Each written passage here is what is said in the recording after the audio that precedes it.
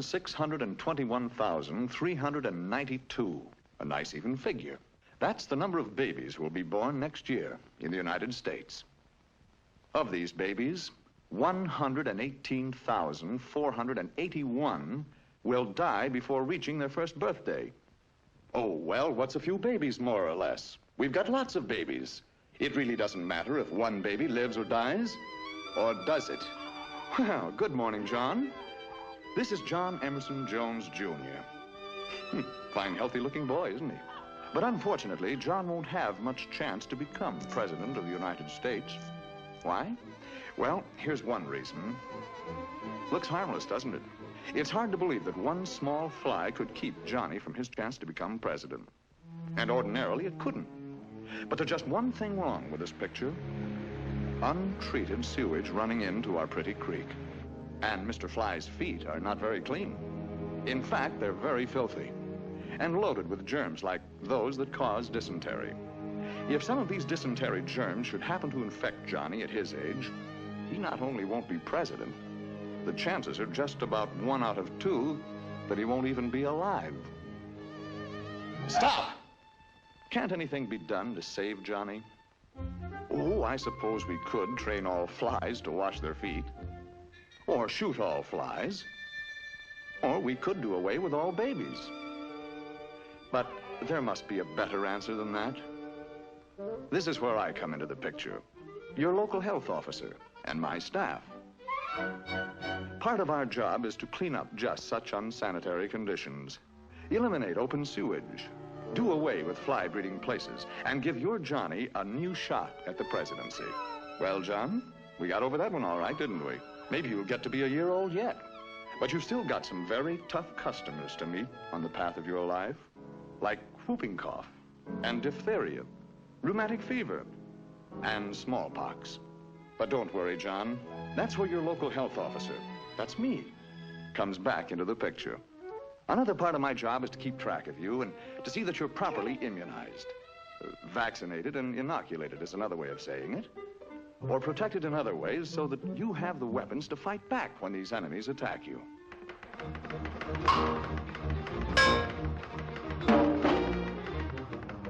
You see, Johnny, most immunizations should be completed before you become 1 year old. Does that surprise you? Well, well. Look who's in the 4th grade. Hiya, John. Shh. Oh, I'm sorry. Mind if we look around?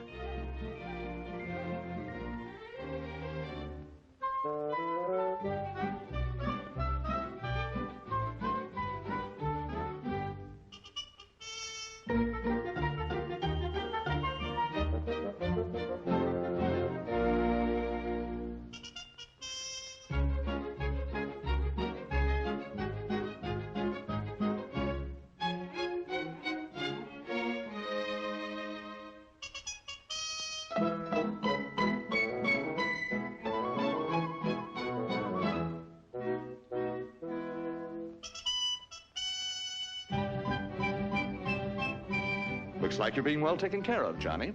Shh. Oh, pardon me. Grown up now, John? Mr. Jones? Hey, wake up. You know her. That's Mary. Mary Lawrence. Changed since high school, hasn't she? For the better. Congratulations. You ought to make a very happy couple. You're fine, healthy-looking specimens. Nothing wrong with you, huh? Are you sure? Let's be really sure. Step in for just a couple of minutes. Now, don't worry, John. It's a very simple process for you. And I know Mary won't mind it either. It's not so simple for your blood, though. Let's see what happens. First, it's numbered, whirled, a warm bath, shaken, checked, cooled, bathed again, then carefully read. And aren't you lucky that you happen to live in a community that has a health department?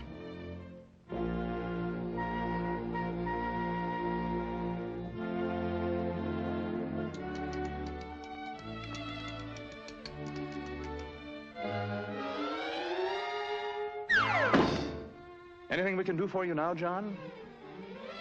Time will tell. Now what's worrying you? Oh. Now, just a minute. Your wife has had excellent prenatal care, advice and instruction, and good medical care. And of course, the health office will cooperate with your doctor and with your wife to see that the baby will have the best of care after he's born. So why worry, John? Well, what do you know? It's a boy. You must be the first father in history to have a boy. Uh-oh. Anyway, he's sure to recover from this disease. Nice feeling, isn't it, to know that everything's all right? Your family's well taken care of.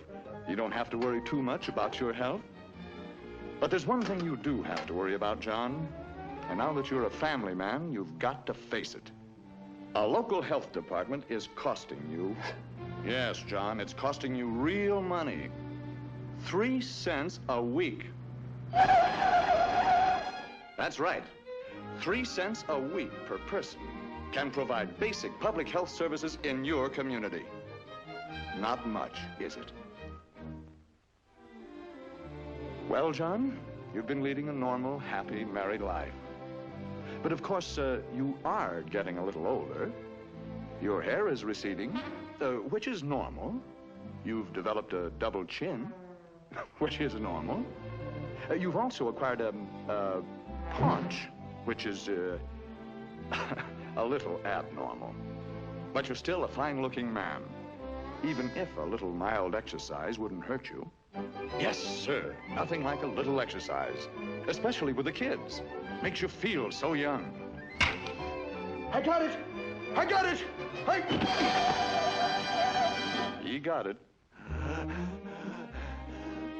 A little mild exercise, John. Let's take a look at that body of yours, and perhaps we can point out why violent exercise isn't good for you. There's the old ticker pumping away. So many miles of pipe. Now then, that bay window appears, and the rest of you spreads a bit too. More skin area, more pounds of flesh, and more pipe needed to cover the ground. More work, too, for your heart. And remember, John, that heart isn't getting any younger. So let's get more rest and take it a bit easier. Oh, by the way, it might be well to cut down on the food a little. Hey! That goes for you, too, Mrs. Jones. Look, John and Mary Jones, let's not kid ourselves. This is the age when cancer, heart disease, and diabetes are the big killers. Now, wait just a minute. Don't get panicky. Nobody said you have these diseases. With a few simple precautions, you'll have very little to worry about. Periodic checkups by your own doctor are the most important thing. Don't wait until you're sick. Always remember, early diagnosis and early treatment are the best weapons with which to fight cancer, diabetes, and heart disease. The family, the doctor, and the health officer. One kind of eternal triangle that really makes sense. Grandma and Grandpa Johnny Jones. And we've come a long way together. From now on, folks, you're pretty much on your own. But wait, just a minute. This looks like a happy ending. And it should be a happy ending for a fine boy like Johnny. But the odds are better than 25 to 1 that he'll be born into a community with inadequate public health service or none at all. So it looks like Johnny's chances of being among the 118,481 new babies who'll die next year are pretty good, doesn't it? But let's get one thing straight. There's nothing about this figure that is sacred. It can be reduced by well-staffed health departments throughout this great country of ours. Which kind of public health service does your community have? It's up to you.